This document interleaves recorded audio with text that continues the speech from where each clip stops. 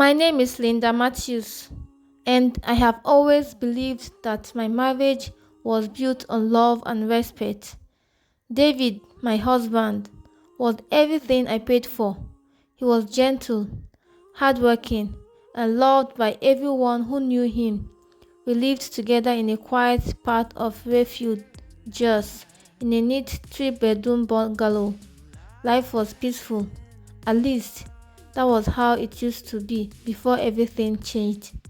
It all started the day David told me that his younger sister, Clara, would be coming to live with us. Linda, he said one evening as we sat at the dining table. Clara needs a place to stay. She just gained admission into the University of Jos, and I think it's better for her to live with us than to stay in the hostel. I looked at him and smiled softly. That's not the problem, David. She's your younger sister, and she's welcome here. I meant those words.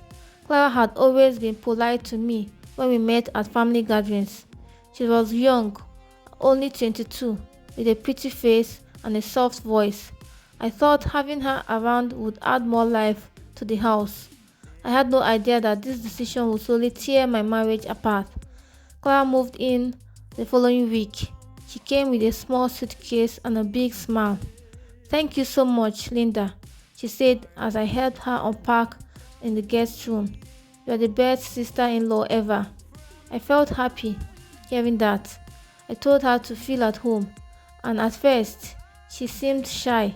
She helped me in the kitchen, cleaned the sitting room without being asked, and even thanked me for every meal. I thought she was an angel, but things began to change slowly. Clara started acting as though the house belonged to her. One morning, I walked into the kitchen and found her rearranging all my pots and plates. Clara, why are you moving the things around? I asked, surprised.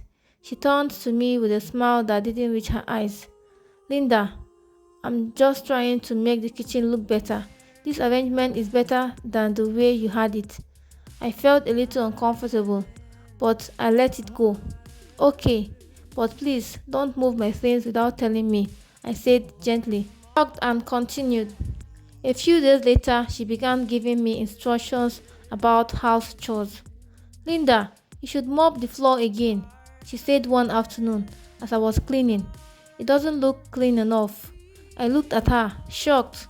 Excuse me? She smiled again, pretending to be helpful. I'm just saying it for the good of the house. David likes a very clean home, you know. I didn't know what to say. David was in the sitting room when it happened, and I expected him to say something, but he didn't. He just kept scrolling on his phone as though he didn't hear her.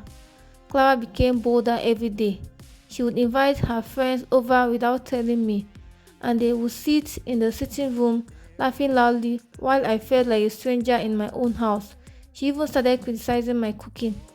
This soup is too salty, she would say, pushing her plate away.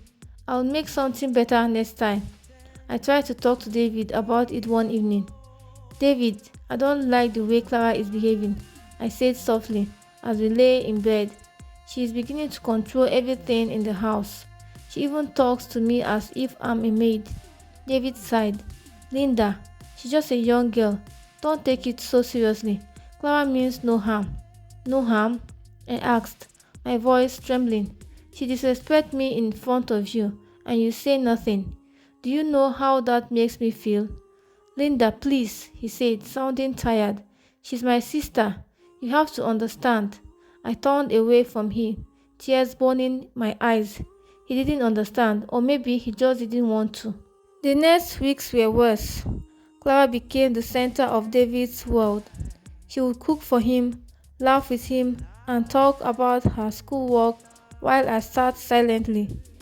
If I said something, David would defend her. One Saturday morning, Clara walked into the sitting room while I was sweeping. Linda, why don't you go and wash the car? She said casually. It's so dusty. I froze. What did you just say? She raised her eyebrows. I said the car is dusty. You should wash it. I stared at her in disbelief. I am not your maid, Clara. David walked in at the moment and asked, "What's going on here?" "Nothing," Clara said quickly, pretending to be hurt. "I only asked Linda to help wash the car, and she shouted at me." David turned to me, frowning. "Linda, why are you making a big deal out of small things? Clara is part of this house." I felt my heart break a little. He didn't even ask for my side of the story.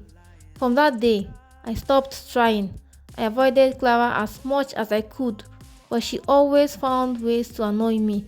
She would go into my wardrobe and take my clothes without asking. She would use my perfume and deny it. One evening, she insulted me in front of David. "You can't even take care of a simple home," she said sharply. If I were David's wife, I would do better. I stood there, shocked, waiting for David to defend me, but he didn't. He just stared at the floor. Something broke inside me that night. The next morning, I walked into Clara's room and said, "Pack your things, you're leaving today." She gasped. "What? You can't send me away." "I just did," I said firmly. "This is my house, and I will not allow you to treat me like trash anymore." David tried to stop me when he came back from work, but I didn't listen. Clara left that evening, crying and calling me wicked. David was furious. "I can't believe you sent my sister out," he shouted. I looked at him with tears running down my face. "David, I am your wife, but you made me feel like a stranger in my own home. I begged you to support me, and you refused. I cannot live like this anymore." He was shocked. "What are you saying?" "I'm leaving this marriage," I said quietly. I packed my things that night. I didn't know where I was going, but I knew I had to leave. As I closed the door behind me, the cool just breeze hit my face. My heart was heavy, but for the first time in months, I felt a small sense of peace. I left the house that night with only one small bag. My hands were shaking as I dragged it down the quiet street, and my heart felt heavy like a stone. I didn't even know where I was going, but I knew I could not go back. I called my friend Angela, who lived in the nearby low-cost area of Jos. She had always been someone I could trust. "Linda, what happened? Your voice sounds strange," she said when she picked up. I left David," I whispered. "Can I stay with you for a while?" Without asking any questions, Angela told me to come. When I got to her small but cozy apartment, she opened the door and hugged me tightly. That hug was all I needed at that moment. I broke down, crying. "It's okay," she said softly, as she held me inside. "You'll be fine, Linda. You made the right choice." The next few days were hard. I couldn't stop thinking about David.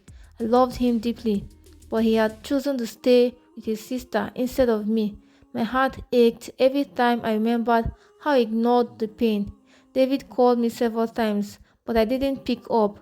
He sent long messages telling me to come back, saying that I had overreacted. One message said, "Linda, I miss you. Clara is gone now. Please come home. We can fix this." But I couldn't reply. How could I return to a marriage where my feelings were not valued? Angela encouraged me to focus on myself. She reminded me that I still had my boutique. I had abandoned it a while because of the problems at home. But now, I threw myself into it again. I opened my small shop in Terminus Market every morning, arranging beautiful dresses on hangers and smiling at customers even though I was still hurting inside. Slowly, I started feeling stronger. A month later, David showed up at my shop unexpectedly. He looked tired and thinner. "Linda," he said quietly. I froze. My heart began to beat fast, but I kept my voice calm. "David, what are you doing here?" "I came to see you," he said. "Please, can we talk?" I didn't want to cause a scene, so I stepped outside with him. "Linda, I'm sorry," he said, his eyes full of regret. "I was wrong. I should have supported you." Clara told me the truth after she left. She admitted she disrespected you. "I feel ashamed. Please, come back home." I looked at him, and for a moment, my heart softened. But then I remembered the many nights I cried alone, the humiliation, and how he refused to listen when I begged for his support. David, I said softly, I loved you with all my heart, but you broke me. You chose to protect my sister's feelings and ignored mine. I cannot go back to that life. Tears filled his eyes. Linda, please. I'll change. I'll do anything. I shook my head slowly. No, David. I have found peace now, and I cannot lose it again. I hope you heal, but we are better apart. It was the hardest thing I had ever done, but I walked away from him. Months passed. I worked hard and expanded my boutique. Angela stood by my side like a sister, and I even opened a second shop in Bukuru. Life was still not perfect, but I was at peace. One evening, I stood outside my shop and watched the sunset paint the Jos Hills in orange and gold. For the first time in a long time, I smiled without forcing it. I had lost my marriage, but I had found myself again. And that, to me, was worth everything.